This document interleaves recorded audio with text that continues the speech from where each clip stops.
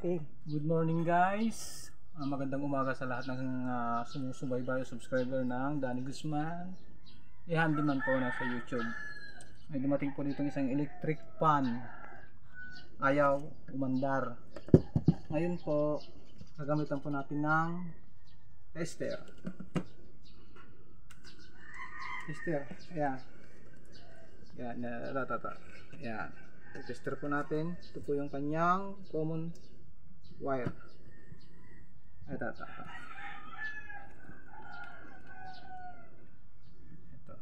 Papunta po ito sa motor, sa winding. Yan. Tapos ito yung 1, 2, 3 nya. Subukan natin i-tester kung may reading na makukuha. Wala po siya. Yan. Wala.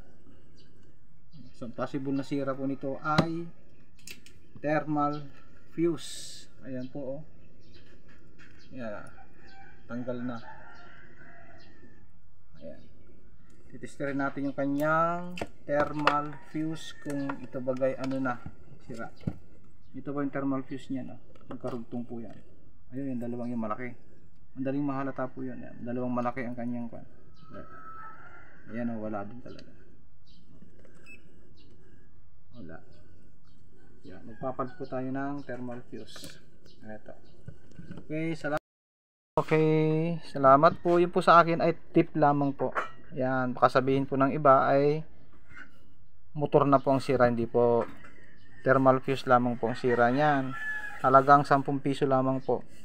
Papapalitan natin yan. Yan. Para may idea lamang po kayo pag dinala nyo sa manggagawa. Kasi may mga manggagawa po, hindi naman so nagsisira tayo, ay sabihin nila motor na, isang buong motor nang papalitan. 260 po ang isang buong motor niyan. Ito. Yan. Tapos papalitan lang ng thermal fuse, 10 pesos only. Ayan, okay na. Salamat po, Danny Guzman, the handyman po. Paki-subscribe, like and share naman po. Salamat.